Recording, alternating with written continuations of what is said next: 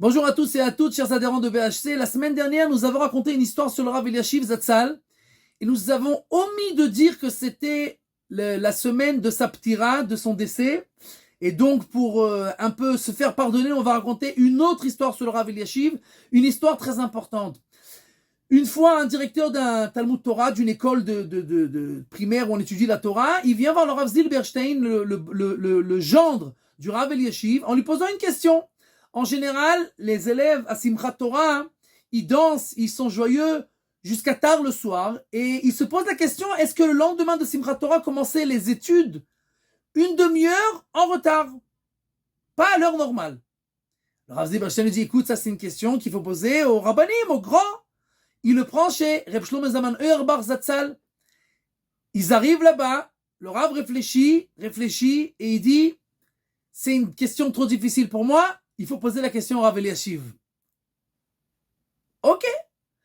Il voyage chez le Rav Eliashiv, le beau-père du Rav Zilberstein, et le Rav Zilberstein raconte que son beau-père, il n'y a jamais de question qui a pris plus que 10 secondes pour répondre. Que ce soit des questions de vie ou de mort, pikuach nefesh, des questions sur des millions, etc.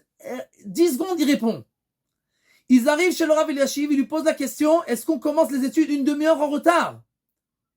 Et le Rav Zilberstein dit, je ne comprends pas ce qui se passe. Et le Rav se tait, et réfléchit. Et après 20 minutes de réflexion, il lève les yeux et il me dit, c'est une question trop difficile. Il faut la poser à Reb Shlomo Zalman Auerbach.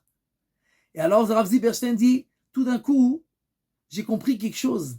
J'ai commencé à rentrer dans les véritables proportions de la vie. Nous, on va voir les rabbanim pour poser des questions sur les maisons, sur des activités, des millions et des opérations. Pour le Rav Eliashiv, c'était des questions de 10 secondes. Mais une demi-heure d'études de Torah des enfants, ça c'est une question trop difficile.